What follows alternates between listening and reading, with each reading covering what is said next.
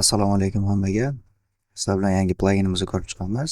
Bu pluginimiz qanaqadir murakkab ish qilmaydi, prosta vaqt tejashga yordam beradigan plugin. Uni sketch qilishdan boshlaymiz. Saytimizga kirib olamiz. Get plugin deb bo'lsa, hop, pastroqga tushamiz. Ubisoft Mesh Transform bor. Versiyamiz 5.7 va 5.8. 5.8 download bosib olamiz, sketch qilib olamiz. Arxivdan ochib olamiz.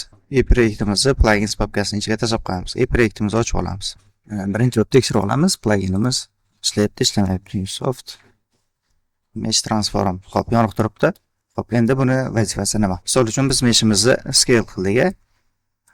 Odatda buni transformlarni bake qilish uchun biz modeling modga o'tib bake qilardik.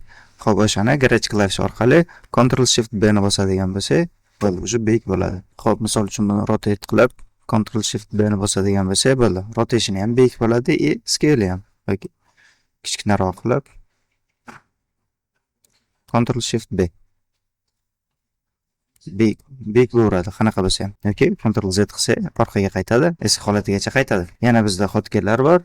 Odatda biz meshimizni pivotini o'zgartirmoqchi bo'lsak, bu yoqda edit pivotga o'tib, top bottom qilib o'zgartirishimiz mumkin edi. Bu ko'p vaqt talab qiladi. Bizda imkoniyat bor. Endi Ctrl bosib turamizda 5 bosadigan bo'lsak, bo'ldi. Meshimizni markaziga borib oladi pivotimiz. Yoki bu yerda o'qib olishimiz ham mumkin. Set pivot degan joyda hamma garage klavishlarimiz turibdi. Ctrl bilan 8 bosadigan bo'lsa, bu tarafga o'tib oladi. Yoki Ctrl bilan 2 ni bosadigan bo'lsa, bu tarafga o'tib oladi.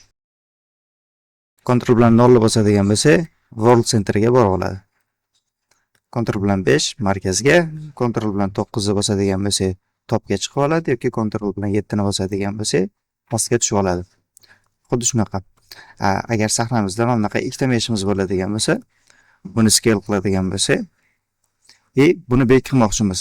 Odatda buni bake qilsak, mana bu ham kichkina bo'lib qoladi. O'shanaqa vaziyatda Ctrl Shift B ni bitta bosadigan bo'lsak, bizdan so'raydi. Yangi asset qilaymi buni? Kichkinasini yoki ikkalasiga ham ta'sir qilsammi?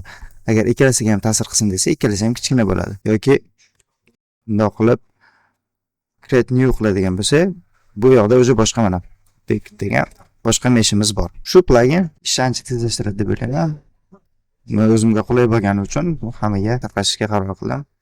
Hammaga rahmat. Qiziq bo'lgan bo'lsa, like bosib qo'ysanglar bo'ladi.